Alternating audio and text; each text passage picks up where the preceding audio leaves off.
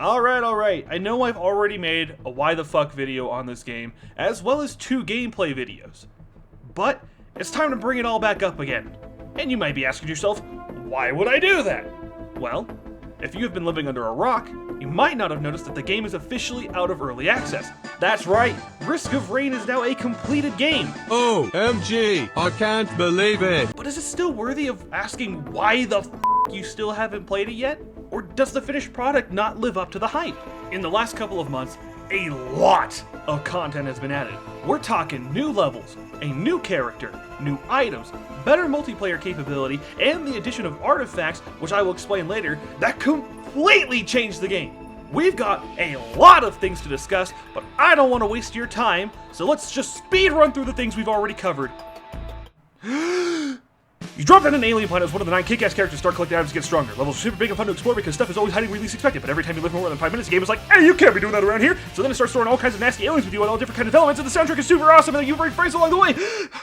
Wow, pretty good time. Okay. Now that we're all caught up, let's talk about what is new, starting with the artifacts.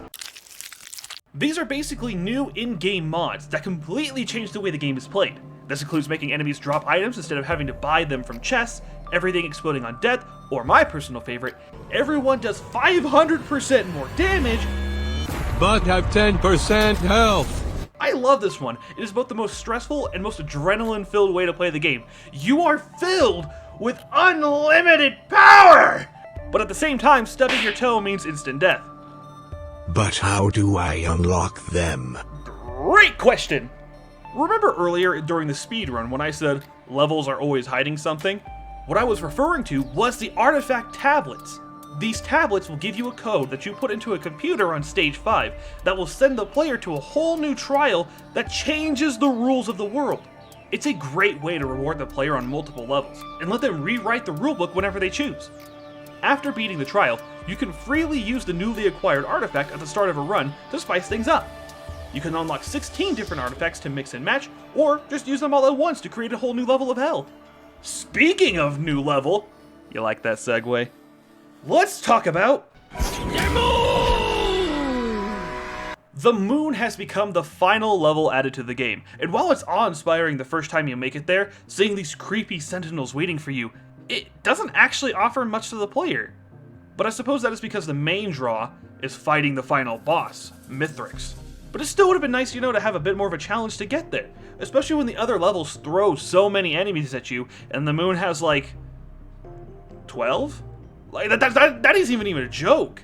When I played the level, there was maybe 12 enemies before fighting the boss. So yes, that part of the level is rather underwhelming, but the boss himself is quite the badass, and after you beat him and see the final cutscene, you are given the newest member to join the roster.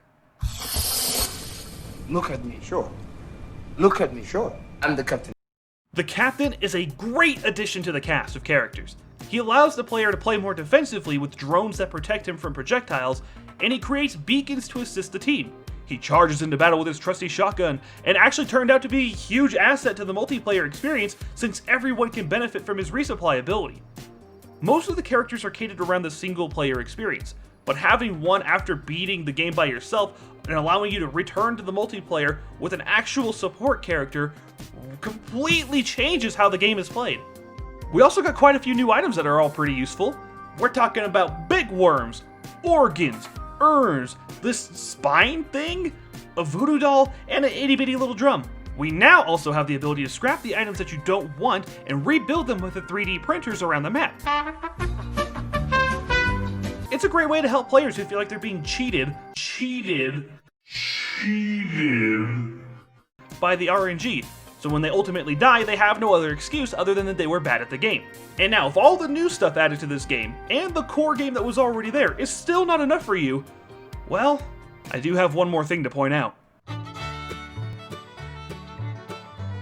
Hi there, I'm Steven at thunderstormio. Tired of dying to enemies of this godforsaken planet? Wish you could play as a couple new characters like Goku? Are the artifacts just not enough of a game changer for you, you greedy little baby? Well, come on down to thunderstormio. We got all that and more. I'm talking about choosing new items to start with, overpowered items, freaking Goku, Curb Your Death mod, and so much more. You come on down to thunderstormio on 3rd and Grand Street today, and let's get you fitted for a new mod that's just right for you. That's thunderstormio. Thunderstormio. Come on in and I'll pre-install Beppin for you. Honestly, I love this game. There is just so much work and love put into this from the developers. I have put so many hours into this, just rerunning the same levels before there was even an ending to the game. It is just a thrill to slowly see your power increasing to the point where nothing can stop you. All my hard work! Look, no matter how much I want this game to be perfect, nothing ever is. See, when the game was in early access, the devs made it seem like there was going to be more abilities added for certain characters, but now that we're in the full release, those potential abilities are no longer teased, which sucks! Plus, the game still has a couple of bugs and glitches that show up. Being too close to some walls can delete all enemies off the screen for some reason, and it can still crash at random moments even while just sitting in the character select. But really, those are the only issues I had with the game. Everything else that has been added is a great addition, and most of the other problems have been improved upon. Risk of Rain 2 is hands down one of the most fun roguelike games to ever come out. In my last Why the Fuck video, I said Gunfire Reborn was my favorite indie game to come out of 2020, only because this one technically came out in 2019. If we were to count the full release, this one tops the list for sure. Hey everybody, thanks for watching. I've got a lot of stuff coming in the works right now, including a new thing called Four-Headed Freak, which you can take a look at now.